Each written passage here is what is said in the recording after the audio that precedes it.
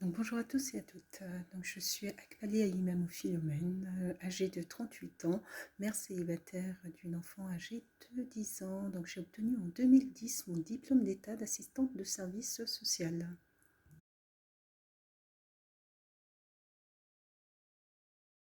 Donc, concernant mon parcours scolaire, en 2001, j'ai obtenu mon diplôme de BEP spécialité comptabilité. Je vais reprendre après sur une semi-générale professionnelle, un bac sciences technologiques et tertiaires spécialité comptabilité que j'obtiendrai en 2003.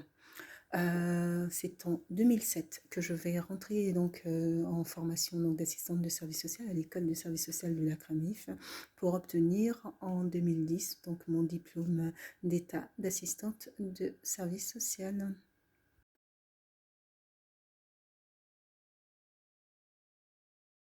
Donc, concernant mon parcours professionnel, il a été jalonné de différents postes dans différents secteurs d'activité, mais que je pourrais regrouper dans un domaine principalement, celui de la gestion de projet.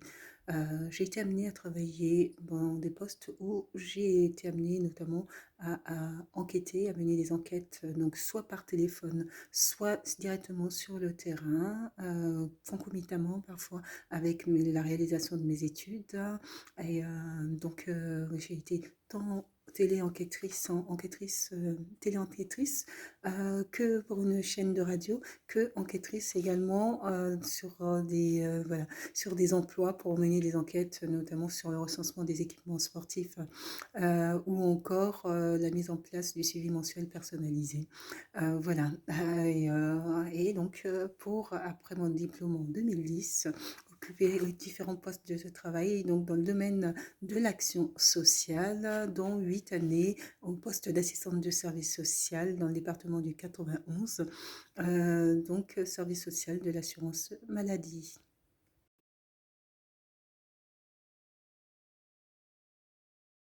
Donc maintenant, je vais aborder le travail social, mon parcours professionnel en rapport avec ma formation donc d'assistante de service social diplômée. Quelques mois après l'obtention de mon diplôme, je vais prendre mon poste au sein de l'assurance maladie sur le département donc essonien, service social rattaché à la Caisse régionale d'assurance maladie de l'Île-de-France basée à Paris. Mes activités étaient orientées autour de 3 missions que sont l'accès aux droits et l'accès aux soins, la prévention de la désinsertion professionnelle et la prévention de la perte d'autonomie de la personne âgée et ou handicapée. J'intervenais non seulement dans le domaine de l'accompagnement social individualisé, mais également dans les actions collectives. La CRAMIF étant en plus sur un de ses plus grands pôles donc d'intervention qui est le passage en invalidité, l'invalidité et l'indemnisation des personnes invalidées, était amenée à mettre en place régulièrement des actions collectives, des réunions d'information sur ce domaine-là. Donc mes accompagnements sociaux étaient globaux et prenant en compte tous les aspects de la vie de la personne, que ce soit dans le domaine donc de l'emploi centré sur l'emploi, sur le handicap, sur le logement, sur la famille. Et donc il fallait dans ce cadre accompagner les personnes pour pouvoir, ou même leur apporter les informations pour pouvoir les accompagner pour la résolution de leurs difficultés. Donc voilà. Après mon poste donc au sein de la CRAMIF, je vais occuper différents postes de travail dans le milieu hospitalier qui était dans une continuité de ce que j'avais pu faire au sein de la CRAMIF, puisque sur l'aspect, la mission 3, donc la prévention de la perte d'autonomie de la personne âgée et ou handicapée, nous étions amenés à travailler sur la question des sorties d'hospitalisation, comment préparer les sorties d'hospitalisation et la mise en place des aides ménagères à domicile. Donc, maintenant, en plus, avec la distinction entre les CARSAT et l'Île-de-France, la gestion Île-de-France, dans les postes actuels, je constate des divergences en fait dans les applications et la mise en place des aides ménagères à domicile éventuellement. Mais ça a évolué. À l'époque, il y avait cette possibilité de pouvoir accéder, faire un financement, obtenir un financement.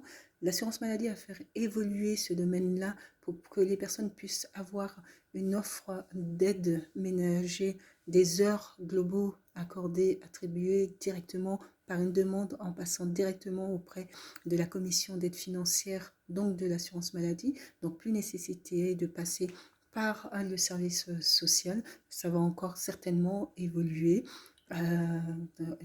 Donc, sur la troisième mission, prévention de la perte d'autonomie de la personne âgée ou handicapée, je travaillais sur la question de la sortie d'hospitalisation et de l'accompagnement des personnes liées à une hospitalisation ou à l'handicap, hein. Et donc, dans ce domaine-là, j'étais amenée donc, à mener des interventions. Donc, après, je suis occupée des différents postes de travail dans le milieu hospitalier. En milieu hospitalier, je vais, dans ce cadre-là, accompagner les personnes, les patients au sein de l'hôpital, au sein d'une équipe pluridisciplinaire, afin de préparer la sortie d'hospitalisation et parfois, lorsque les droits ne sont pas ouverts, c'est aussi l'accès aux droits et l'accès aux soins. Je vais occuper également des postes au milieu associatif et également au sein de l'administration.